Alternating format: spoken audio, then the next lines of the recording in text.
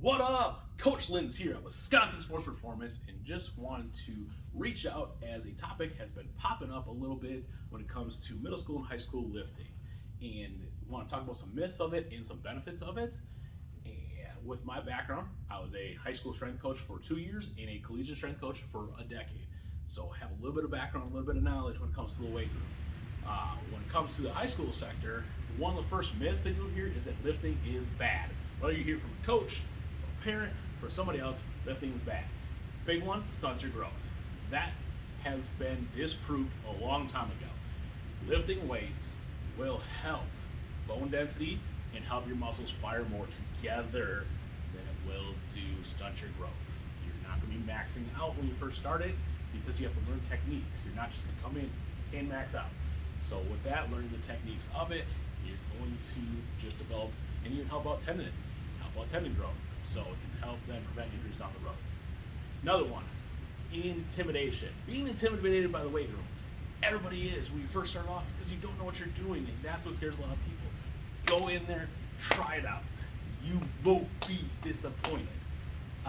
You start off and be like, hey, you know what? Hey, I might only be benching 10s, 15s, or squatting, not even the bar, goblet squatting. It's all relative to where you're at. Think about that. Just worry about you. Think about you. Don't worry about anybody else says. They've either been lifting beforehand or just naturally stronger. You will get there with time. Just trust the process. Another one, get bulky, especially when it comes to the females. But guys, get bulky.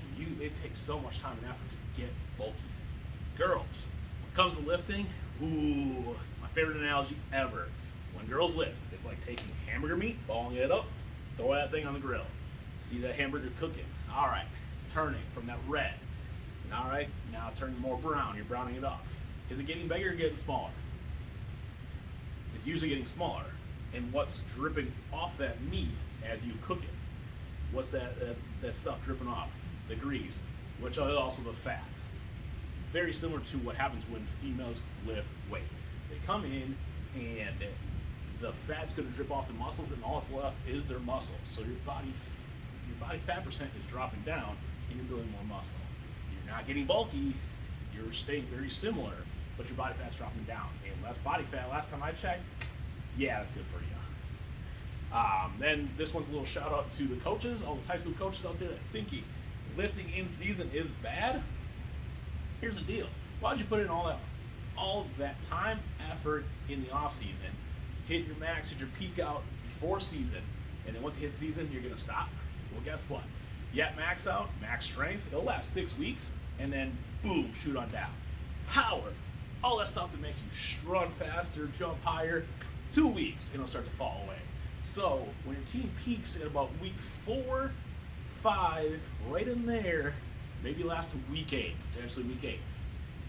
Guess what's coming up around the corner then? End of season, tournament time, and when your team starts to drop in athletic performance, start to think maybe you should have lifted in season and maintain the results that you put all the time and effort in.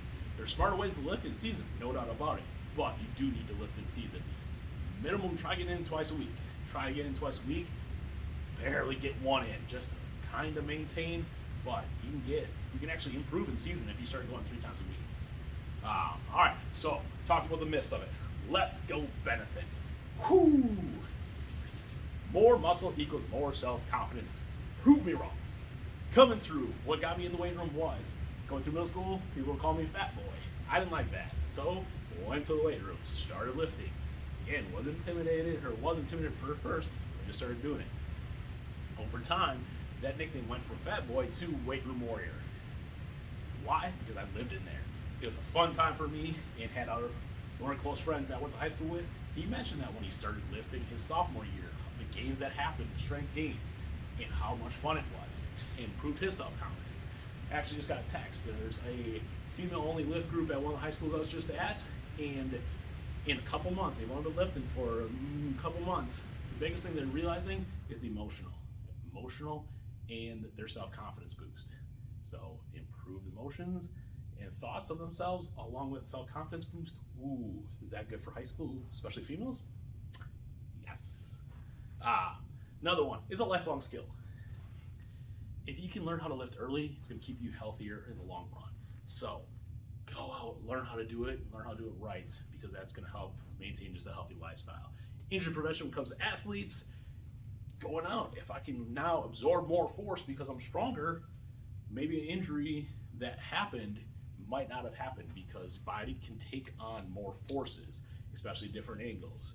And the body's an amazing thing. It can adapt pretty fast. So when you're playing sports, not only are you going to improve your athletic performance, but also prevent injuries at the same time.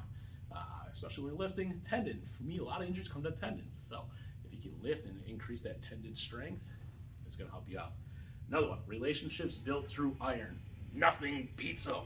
Coming in, working out with a team, working out with different athletes. That's always one of my favorite parts, not only in my high school weight room, but also lifting at different weight rooms with other athletes. You get to know them a little bit, you get to learn a little bit about them, but those relationships built through pushing iron can't be beat. They run deep. Building a consistent pursuit to be better. When you continue to go into a weight room and push yourself, okay, hey, I hit 135. Next thing you know, I want to hit 185. Okay, beat that. Now, guess what? 2 plates are on the corner. 275, 3. You just continue to stack it up and want to push yourself to be better. Where does that transfer to? Ooh, let's see. Classroom, job, life. You don't want to stay average at that point. You want to continue to be better. So that's another big positive with it. Whew. All right, just wrapped up. We did through myths. Lifting is bad, such a growth. Went through the intimidation factor of it, getting bulky, can't lift in season, but also with the benefits of it. So hopefully you'll take away a little bit from this and learn a little bit. Again, Coach Linz, and let's go.